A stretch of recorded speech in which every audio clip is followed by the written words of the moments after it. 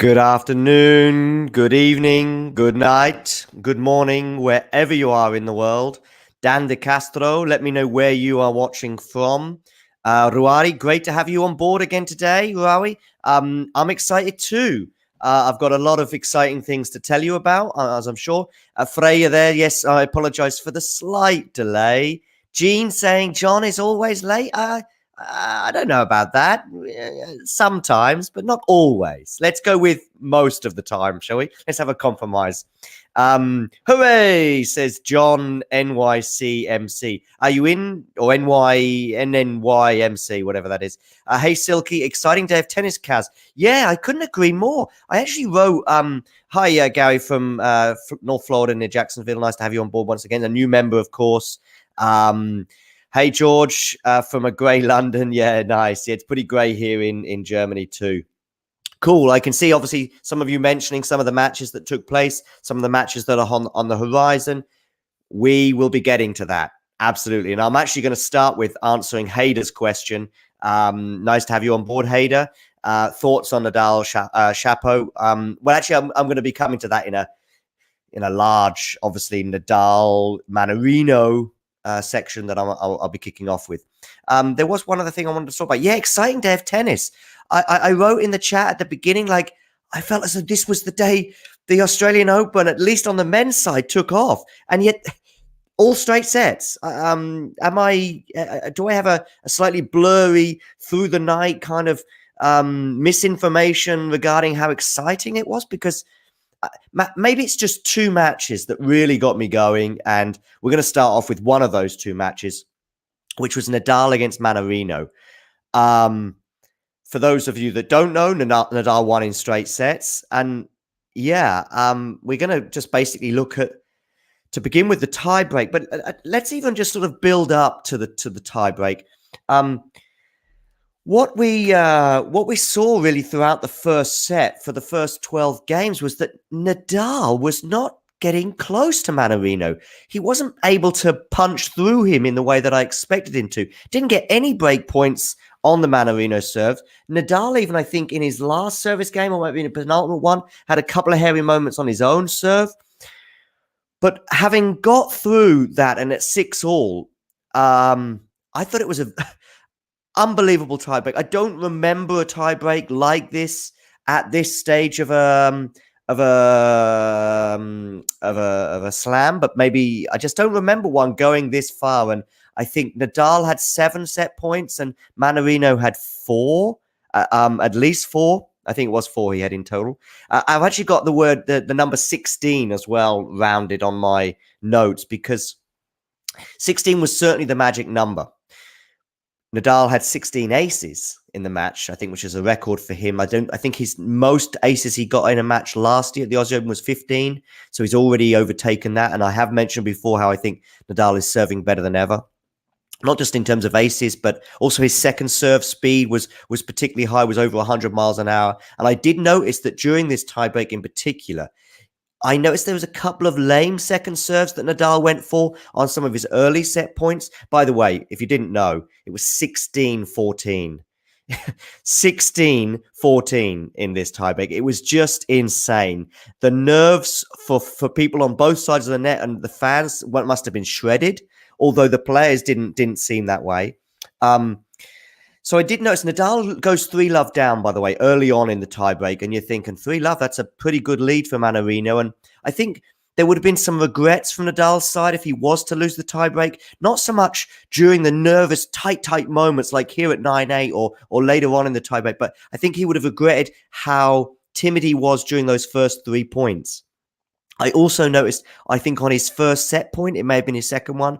I think it was his first set point on his serve, at least. I think at 6-5. His second serve was super tame.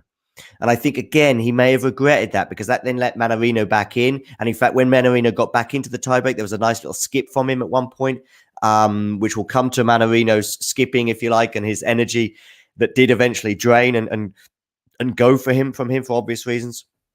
But I want to look now at this point here, which is 9-8. It's on the Mannarino serve. It's set point number 4 for Nadal.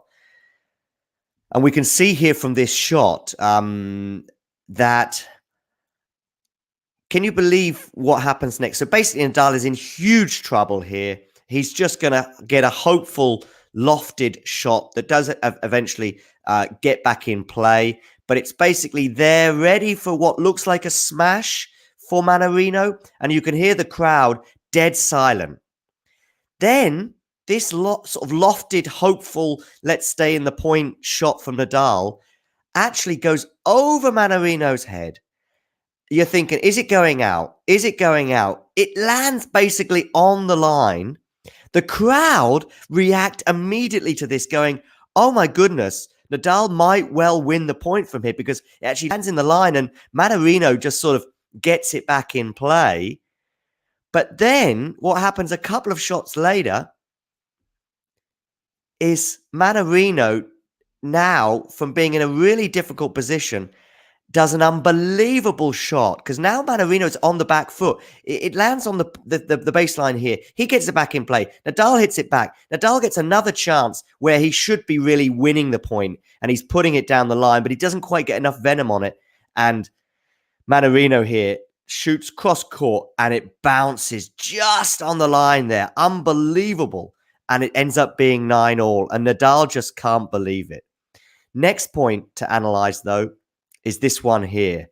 It's set point number 2. As I said, Mannarino, I think, had 4 in total. It's set point number 2 for Mannarino.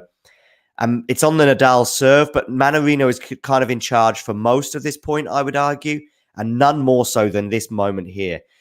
Nadal, I don't know why, but he obviously just was thinking, I can't get through this guy. I'm trying, and I'm trying, and I'm getting set point after set point, but I'm not getting through him. He's now obviously facing a set point for Mannarino, so he tries to mix it up.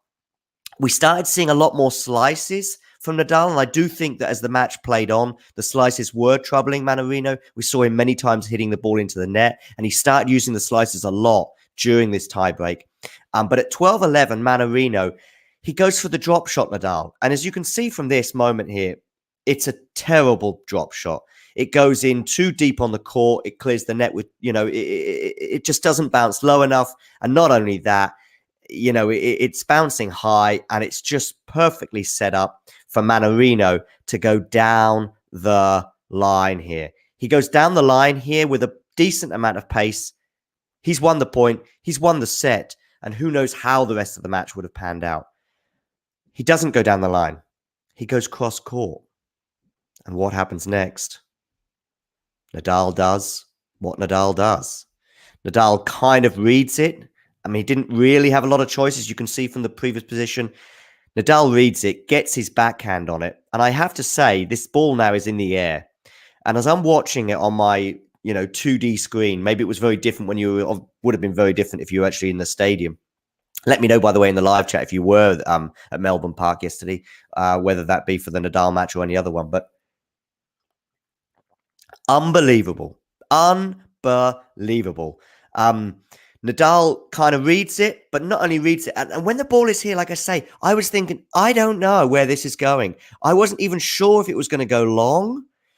But actually, he gets his racket on it, and it just lands plumb here in this part of the court. And you're thinking, boy, oh boy, lucky boy Nadal, but made the most of his luck.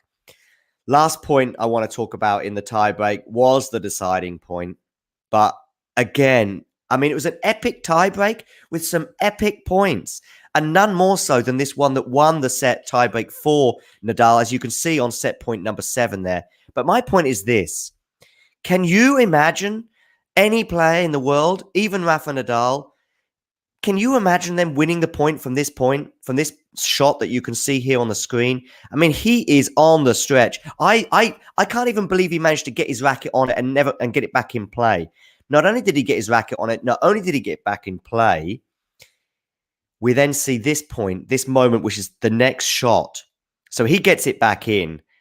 And again, though, Mannarino, my goodness, what are you doing here, Mannarino? I can see why you're gonna, you want to be a bit clever, a bit cute, and make Nadal go back, and go back behind him. But there's no space. There's nothing here. You've got you put the ball here, unless you're hitting it unbelievably fast, Nadal's going to get his racket on it. You put it here, you go safe if you like, or, you don't take too many risks. You go kind of here. Nadal's not getting it. Nadal's not getting it. Nadal's not getting it. Nadal's not getting it. Even if you just want to go super safe and just go as hard as you can, but down the center of the court, Nadal might get it, might get a racket on it, but I don't think so. There's only one or two parts of the court that he's going to probably get it, and that's exactly where Mannarino puts it. He puts it here. Unbelievable, by the way. Not only does he put it here, he kind of puts it quite high. Nadal volleys it back and wins the point. Just incredible. I'm going to come back to the live chat because I didn't talk too much to you guys during that as I tried to analyze those points. Let's just have a look at some of the comments in the live chat as I was running away with myself there. Rafa dodged a bullet here. So brave on that point, George. Yeah, there was lots of braveness, I think, from both players, to be fair. Gene there saying this tiebreak basically decided the set. The tiebreak was magnificent, absolutely. Nadal served brilliantly, though. Yeah, he is turning into a bit of a serve bot. Joe Rogan there. Nice of you to join us. I don't know if you are the Joe Rogan, but nice of you to join us then. So, yeah, Nadal served brilliantly, not just in the tiebreak, but throughout the match. Ruari Madden, by the way, obviously love Rafa, but think winning the whole thing could be a bridge too far based on his performance thus far. Roland Garros looking good, though. Yeah, that's nice of Ruari there to put a bit of perspective on this. We shouldn't get too carried away. There are still things that I think Nadal needs to do better. But, what I want to say something on Nadal that I haven't said already was some people were looking at the warm-up tournament that he did when he was when he won, I think, in Melbourne, the 250 that finished a week before the tournament. What that tournament showed me, or what showed us, I think, and I thought it at the time, and I am saying it now, I think that alleviated some of my fears about an early exit. Going back 6 weeks ago, when he was in Abu Dhabi and he lost in straight sets to both Shapovalov and Murray. Now, of course, it's an exhibition. These are Nadal's first matches in 6 months. But with that, followed by COVID, followed by the fact that he's barely played for 6 or 7 months, I was thinking, are we going to see Rafa going out in the first or second round? And I thought that the Melbourne tournament that preceded this, I know he's beating players, that were 60, 100, so on in the world. But we've seen, by the way, Maxime Cressy, who he beat in the final. We've seen how well he's done at this tournament. So, and even Ruusuvuori, was, although he went out, I think to Felix, was it? He pushed to 5 sets. Let me know in the live chat how you think. But I actually thought that showed us that actually Nadal is ready now to win matches and he's ready to alleviate those fears that I had about him going out early. And now he's got to the quarterfinal, and it's summer 2017, Wimbledon. That's the last time he didn't make. So it's 5 years, basically, since he last didn't make the quarterfinals at a slam that he entered. Obviously, he's been injured at a few, but I think it's about 13 or 14 Grand Slams in a row. He's made the quarterfinals or better, which is insane. Insane. So, yeah, that's what that did. And then just talking about the rest of the match, of course, as Gene mentioned, that kind of was the point there where the match turned, obviously winning that. Joe asking, do you think Nadal is now a second favorite to win the Australian Open after Zverev being knocked out? The bookmakers certainly think so. I see it slightly differently. I see him probably as a joint second favorite, possibly with Shapovalov after that impressive win, but we'll come to that, and we'll come to Shapovalov a bit more in particular. Gene's saying, I noticed a change in Nadal's return position in this tiebreak. He's basically standing close to the baseline to return his serve. Yeah, that's something that Gil Gross picked up on in his podcast that was pretty much on the end of the match. He did something similar as well in the previous round against Khachanov. The first 2 sets of the Khachanov match, he was in a really aggressive, close to the baseline position, particularly on the second serve.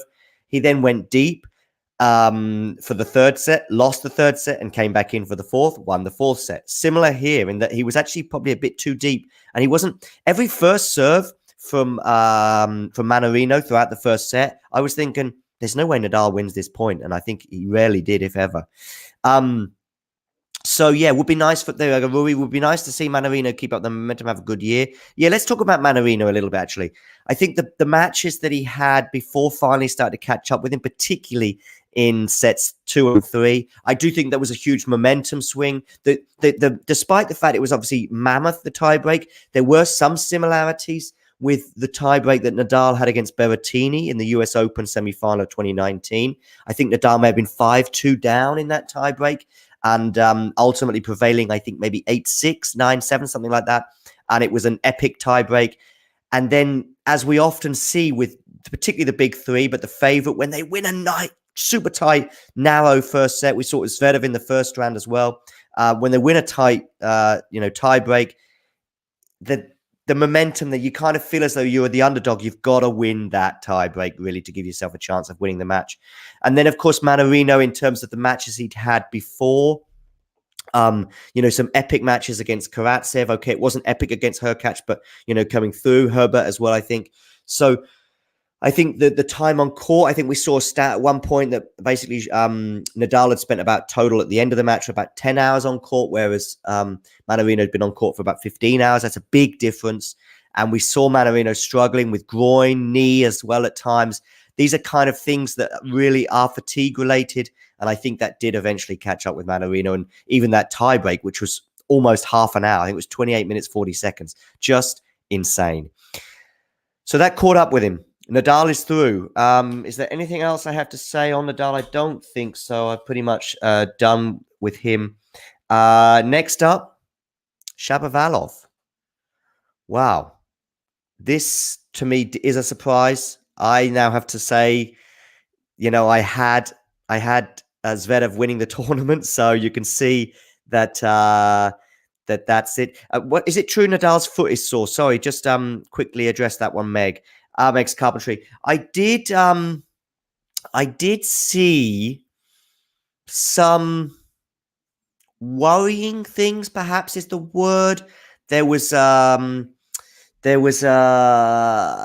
footage of him walking around after his third round match against Khachanov. There's a 7-minute YouTube clip of him walking around backstage, so to speak, and he doesn't look comfortable. Let's say that. I do think this foot injury is something that's kind of always going to be from there for Nadal. And I think he has mentioned about how he has to control the pain rather than cure it. And again, I think after this match as well, there may have been a bit something to keep an eye on. I mean, I don't see it though in the matches. If that's a positive to take, I'm not seeing any evidence of it in the match, but I am seeing it afterwards. Hopefully, it's just a case of being sore, as you say here, and it won't disrupt him during the match. But yeah, I think it's a bit more than gossip, but for now, let's not panic if that is a concern for you. No, okay, Leon, I know what you mean. He didn't lose in straight sets in Dubai. He lost a tie. It was a 2-set thing, Leon, I think, because it was an exhibition that you're right. It was 1 set all. I think you're absolutely right, and then it goes to the sort of tiebreak immediately at that point. But it was an exhibition, but he lost both matches anyway. Okay, Gene, they're saying, I'm waiting for someone to push into 5 sets. Shapo can do that, to be honest. Absolutely. Let's talk about Zverev Shapovalov now. It's a match that I couldn't watch the first set of. I managed to then dip in at the end of the second set because obviously these matches were overlapping with the Nadal match. I think it started a bit after the Nadal match, but obviously with that epic first set, Nadal, Mannarino, that they ended up sort of overlapping quite significantly. So I missed all of the first set. Shapo gets an early break at the beginning of the second, and you're thinking, uh-oh. Zverev breaks back immediately. And I'm thinking, uh-oh, but uh-oh for Shapo. Because I said it at the time, I thought that was a turning point. I thought, having then got back on serve, I then expected Zverev to, continue that momentum. And he did. He broke serve. And I think he was serving at 5-3 for the set. But this is where it goes wrong for Zverev, as it so often does at slams. And I didn't see this coming because I do think the Zverev of 2022 is very different to the Zverev of, say, 2019. We've seen an improvement from him, both away from slams at the Masters 1000s, obviously winning ATP finals in November last year in Turin. But I didn't see this. And once he won, once he was serving for the set, I thought that's it. And even in the tiebreak, he's 5-1 down, Zverev, in the tiebreak. Gets it back to 5-4, I believe. He's then 6-4. And I think it's Chapo serving. And Chapo double faults. And I'm thinking, okay, so Chapo there kind of blowing his big chance, serving on set point in the tiebreak, double faults. And I'm worried for the boy.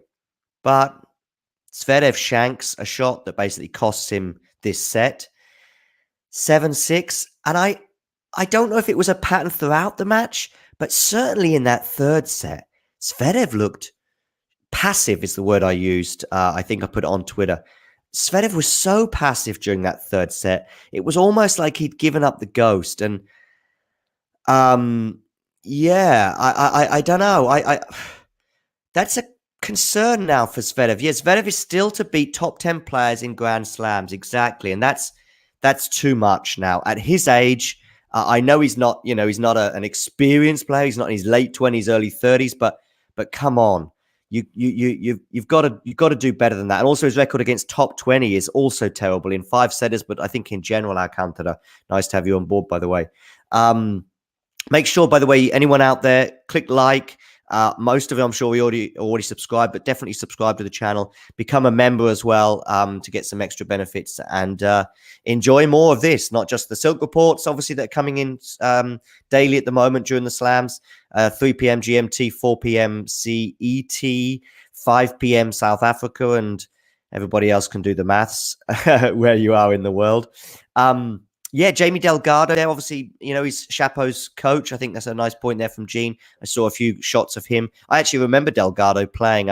From memory, I think he was a slightly better doubles player than a singles player. He's a British guy, Spanish surname, but yeah, he coached Murray for a little while too. So, yeah, I mean, George is mentioning the US Open for Zverev this year as a question mark. I presume you mean, can he win it? Well, Zverev is good enough, even on clay, that he goes into every tournament capable of winning it.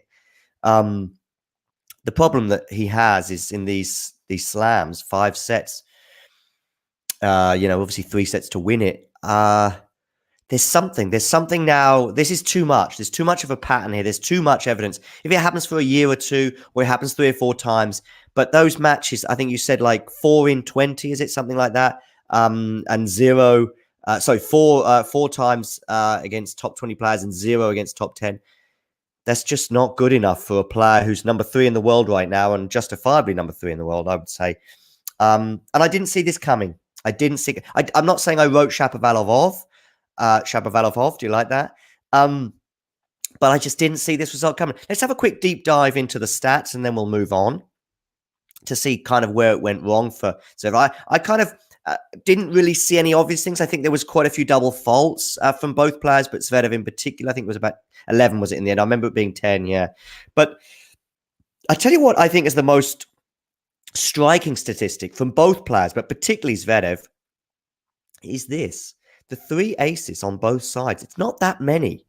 And I think this is possibly a bit to do with the passive side of things. Maybe Zverev will be disappointed to some extent with some other parts of the game. I mean, that's obviously pretty poor from Zverev. Just 29%, winning 29% of second serves. Got to do better. And I think this is also a bit about the passiveness as well and the timidness I was talking about. You got, with the Zverev serve in particular, but other parts of his game too, you've got, he's got 2 things on his second serve, or 3 arguably. He is either going too timid or he's going perfectly aggressive or too aggressive. But I actually prefer him going aggressive on the second serve. I think he was just too timid on his second serve today, too cautious, and it cost him. That's why he only won 29% of those points. Yeah, and George, they're saying it's the worst he's played since Wimbledon last year. Well, Zverev was asked in his press conference afterwards, what went wrong? And Zverev said, everything. And I think that sums it up.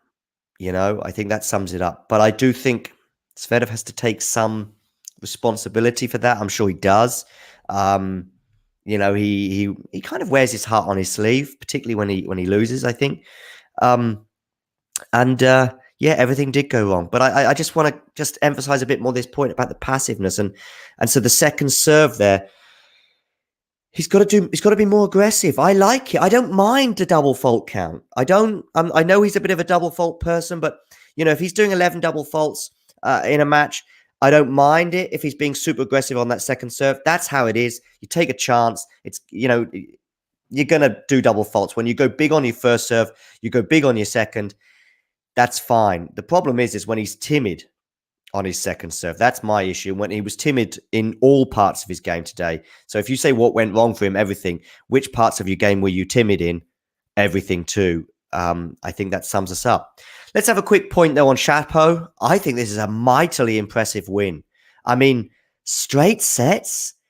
Boy, oh boy. And I see the match against Nadal now, which I believe would be on Tuesday morning. Am I right?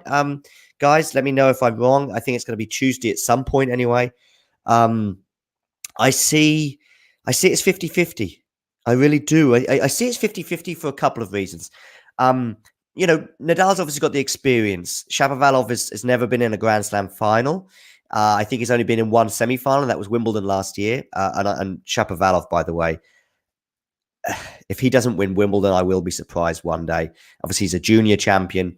He's got the game for it. He pushed Djokovic quite close, actually, despite the scoreline last year in the semi-final. For me, he's there and he should win a Wimbledon. Gene's saying Shapo will be no pushover for Rafa. He'll have his work cut out. Absolutely. Hi, Sarah, by the way. I know you're greeting JG, but I'll gate crash that party by saying hello as well. Sarah as well, adding to that, I see Nadal losing to Shapo. I'm a huge Rafa fan, but Shapo is way too good right now. Yeah, and let me just tell you why I think Shapo could win. Big serve. I know JG and Ben have had an argument about whether he's a big server or not, but I think I even heard someone, it might have been Rafa himself, described Shapovalov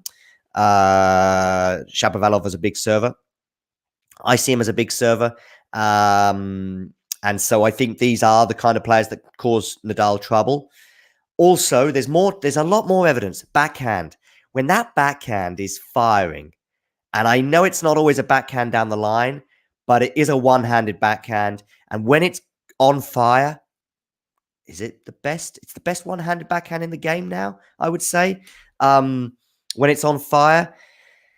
Okay. Sorry, John. I meant John, but automatically typed JG. Well, we all accept, and it's great that you're saying hi to us, Sarah. Nice to have you on board.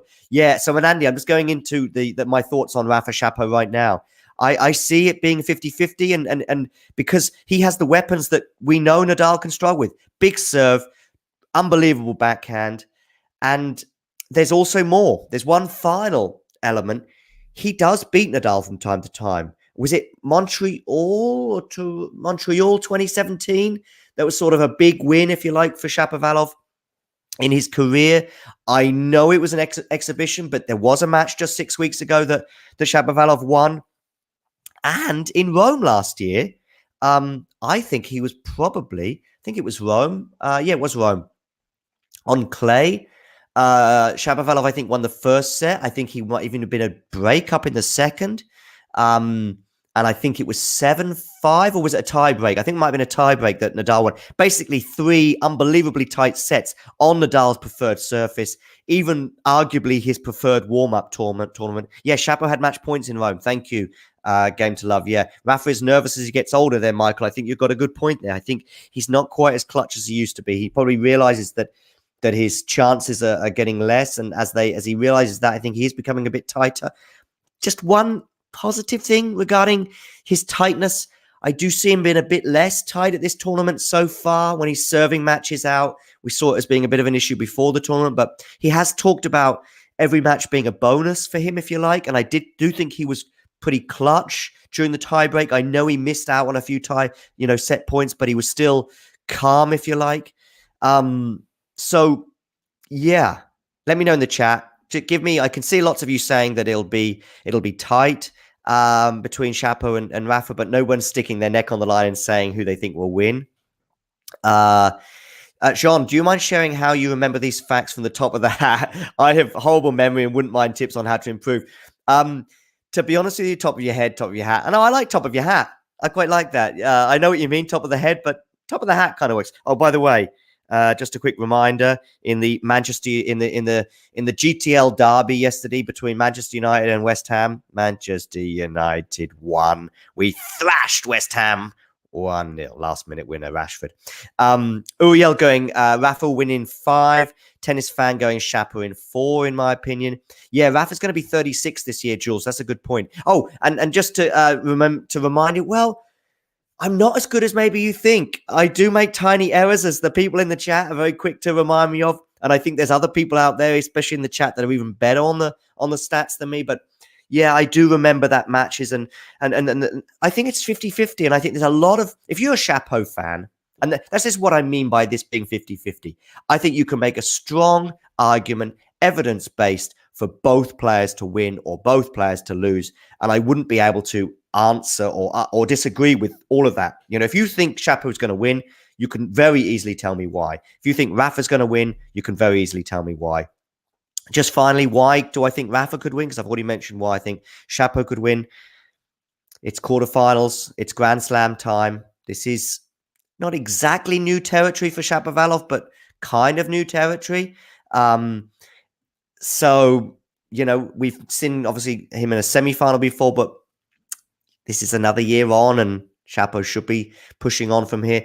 Rafa as well. It's not clay. It's also probably at Rafa's weakest slam, at least in terms of how many matches he's won. There's also the fitness, and there's also some other issues with Rafa. So there's plenty of reasons for Shapo to be confident. But regarding Rafa, there's also reasons for him to be confident. 20 Grand Slams.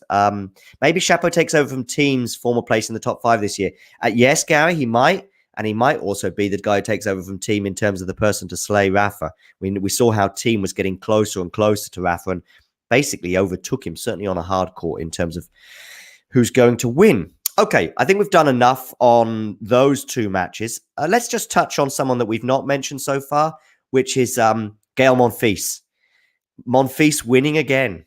That's a nice tweet here from him, by the way. That's the feeling when you reach the quarterfinals of an Australian Open, and you can just see how happy he is. And I think all of us, if you truly love tennis, all of us are super happy for Gael Monfils. Also in straight sets again. Has he had a fairly easy run so far? Yes, he has. Kecmanovic, so I guess, was a tricky opponent. The first set, by the way, was looking dodgy. In the second set too, but yeah, pulled through. Hats off to him. He will now play. Now is when, though, Monfils. So if we talk about Nadal and Zverev, obviously Nadal playing Khachanov in the previous round. Zverev obviously playing Shapovalov. That's tricky matches that I've mentioned for those guys. We've had other people with horrible runs, you know, Alcaraz, Berrettini, you know, you can't get much harder than that for Berrettini in the 3rd round, as the results suggested as well. Berrettini, by the way, nice win for him against Carreño Busta today. So now is when it starts getting tricky for Monfils. And I guess most of us have Berrettini emerging from that, but let's see how that goes. I'm just super happy for Monfils, especially compared to where he was a year ago. Okay, let's switch to the women. Let's look at Ash Barty here, Anisimova. Let me know in the chat how you saw this match. I think the biggest surprise for me, the women's in general on day 7. Yeah, Monfils has been flying under the radar, definitely, yeah. Has Ash Barty been flying under the radar? I guess Australian world number 1 at home, you can't exactly fly under the radar, if you know what I mean. But I don't think we've really... You know, I haven't really paid a lot of attention to Ash Barty. I've paid attention to her results. I've paid attention to the fact that she's looking awesome. I've paid attention to the fact that she's swatting aside really tricky opponents, including Anisimova, who I thought would trouble her. I thought she might take a set. You know, I'm paying attention to that, but I'm not paying attention in terms of drama in the way that we saw, obviously, in the Rafa match we just highlighted. You know, we saw Alcaraz, Berrettini. We also saw, you know, Anisimova, Osaka as well, which I think was a pretty dramatic match. You know, we've seen the drama, even some of the straight sets matches, the one that Raducanu lost, you know, but with the blisters. And of course, that was a 3-set match, I believe, actually. But Ashley Barty is just breezing through, swatting these players aside. Word of warning, word of caution. Australia, Ash Barty, she is somebody who does swat players aside and then suddenly loses in the quarters, was it last year? Will that happen again? Don't know. Let's just have a quick look, a deep dive into the stats from this match to kind of see how it played out. Unforced errors, basically, I think is what cost Anisimova in this match. 34. I mean, that's too many in what ultimately was obviously just a 2-set match. 34 unforced errors. You're not going to beat Ash Barty with 34 unforced errors. 20 winners is not bad, but 34 unforced errors is too much. Ash Barty, by the way, you want to be getting more winners than unforced errors, and 23-17 is convincing. She's playing really well. Is she the favorite? Yes. Did I basically tip her to win? Yes. Am I going to change from that? Of course not, and we'll come to that in a minute. Krejcikova Azarenka, by the way. That is a match that we covered, I think, on the live stream last night. I actually pretty much caught most of the first set on this one, at least anyway. Krejcikova winning as convincingly as she did surprised me.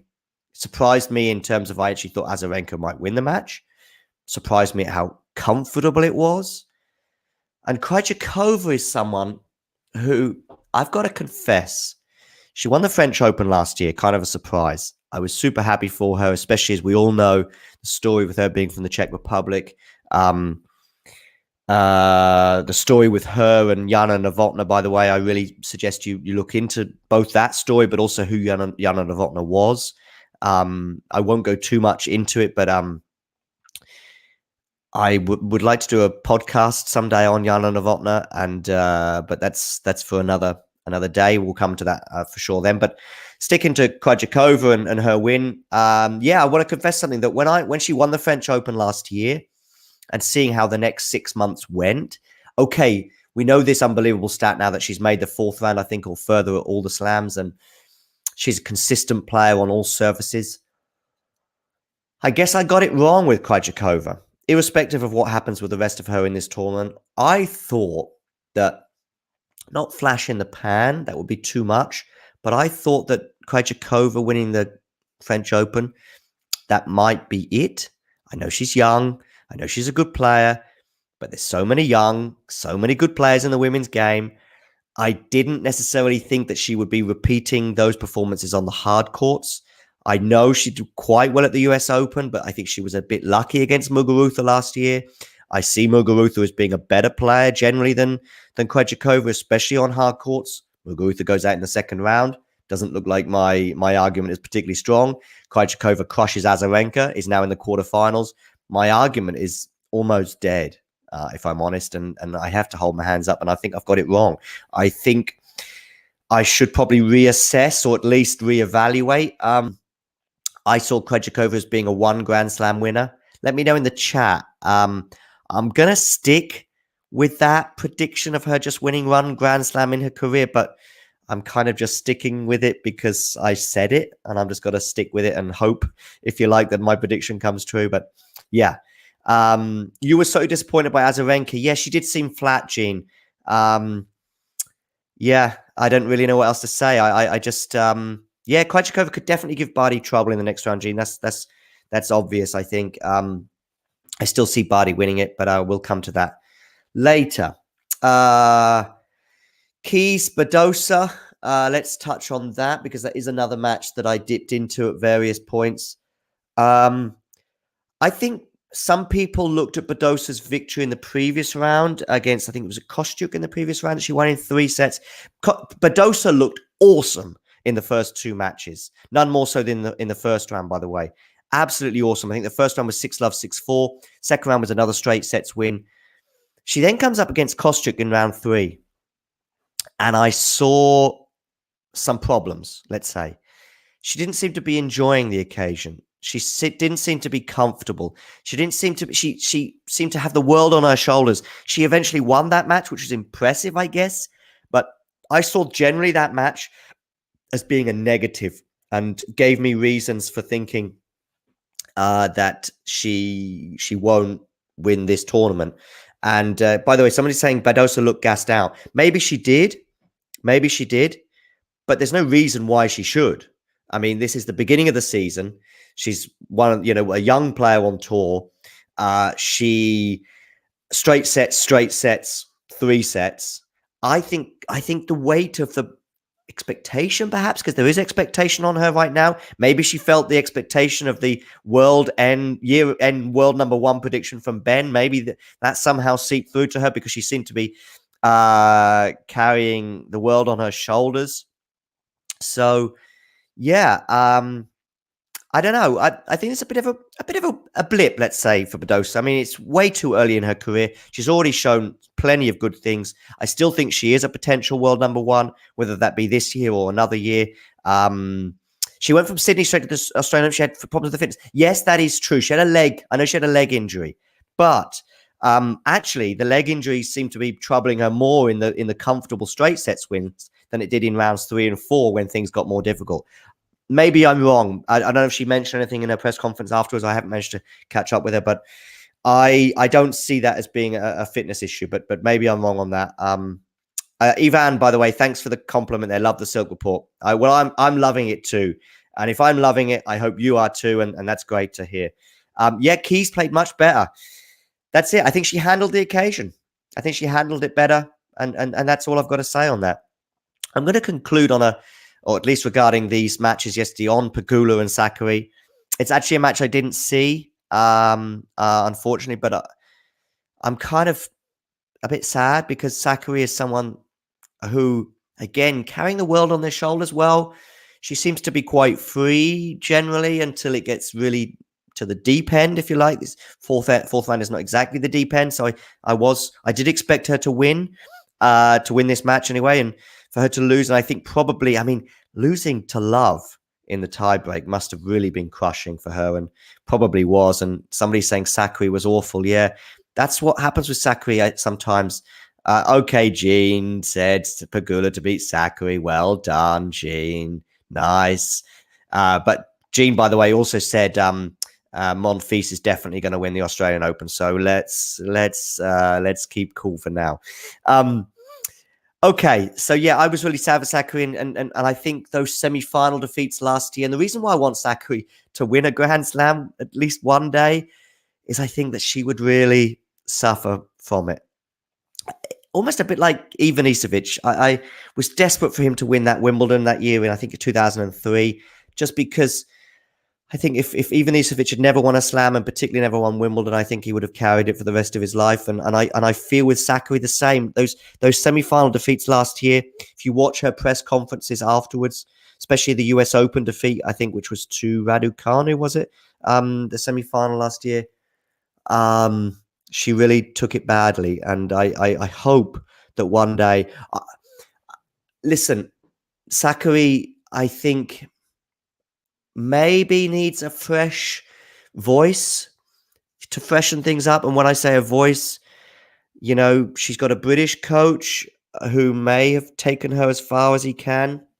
Maybe just something different. I don't know. She needs to kick on, and she needs to kick on pretty soon, because these younger players that like Fernandez, like Coco Gauff, like Raducanu, I know they all went out early here, but like Badosa, they're going to be overtaking Sakkari pretty soon at this rate. And yeah, sports psychologist, I do think with Sakkari there is a mental thing there.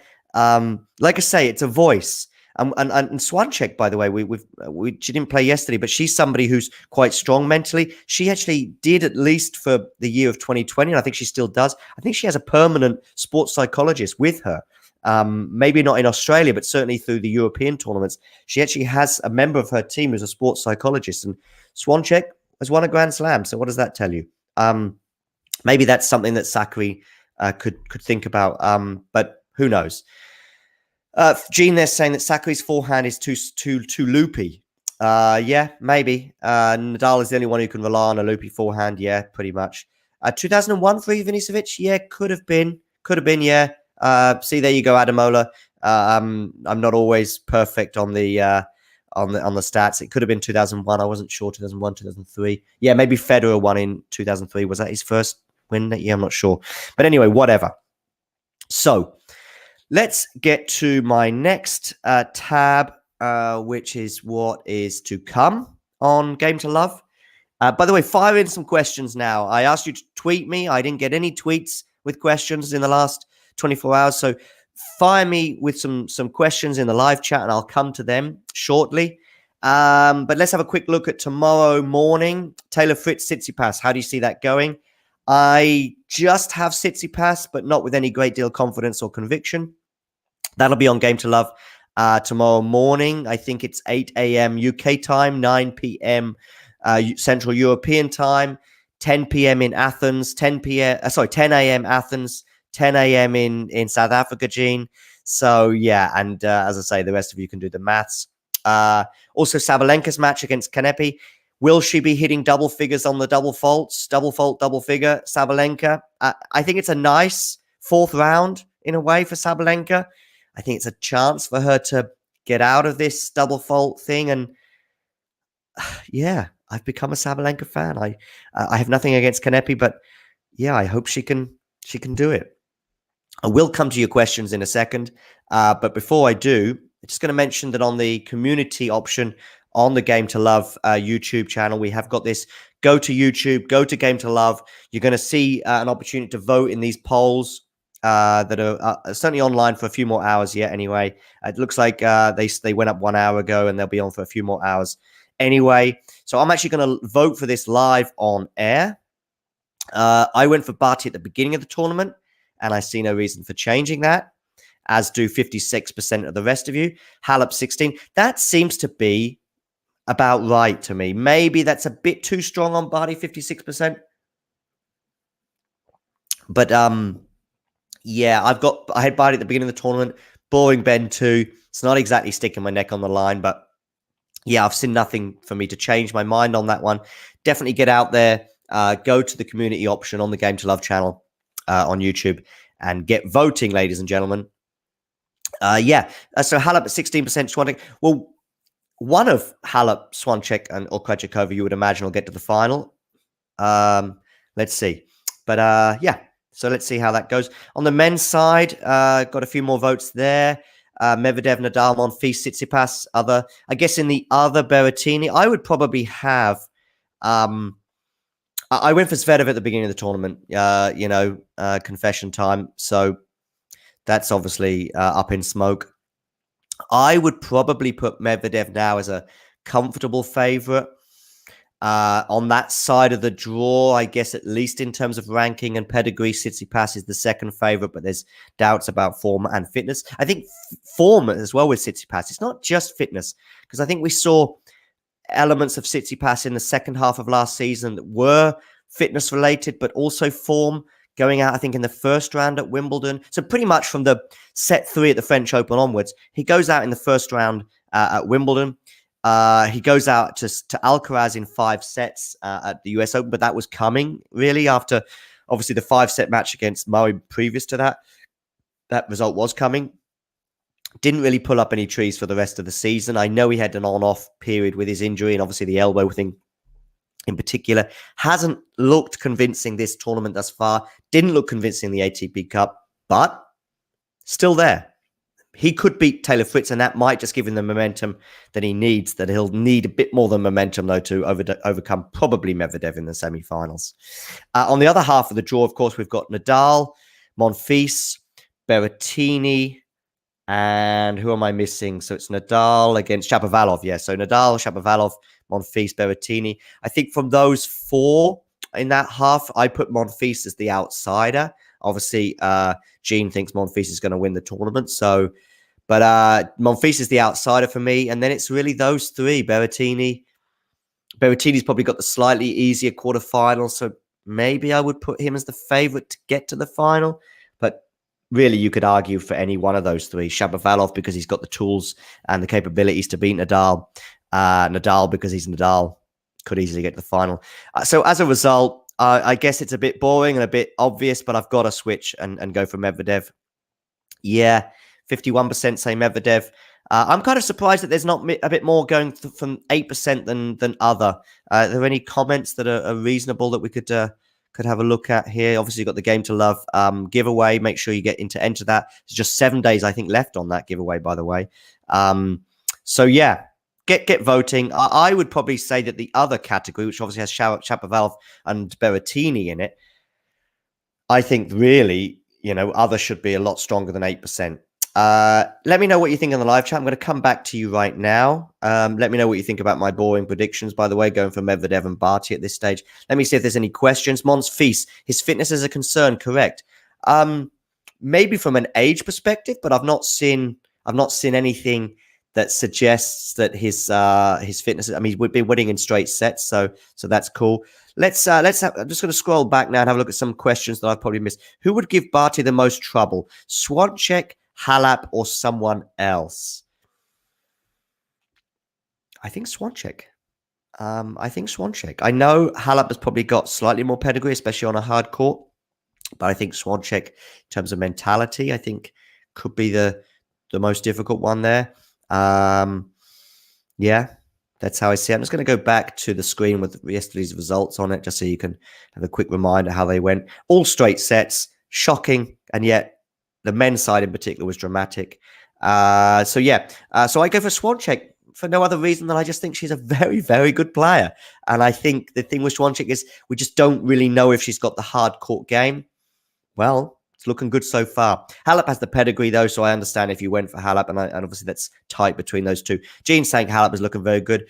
Yeah, I mean, something I see a lot from people, by the way, that, they see that someone has won two or three rounds, and they say so-and-so is looking very good. Well, I think it's really easy to look very good. If you're a top 10 in the world player, and yeah, I think it's very easy to look good until this point. After this point, let's see how you're looking. If you're looking good at the foot, I mean, for example, Badosa was looking really good for 2 rounds. Yeah, well done. Don't look good for 2 rounds. You got to look good for 7.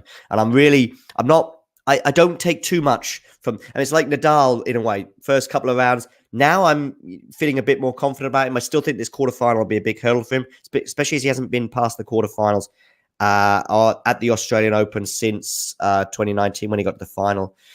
This does seem to be his limit at the moment, but I do think it's like 7 or 8. I think since 2014, so it could be 9 Australian Opens in a row. He's got to the quarterfinals onwards, but he's not won any of them, so that's really important.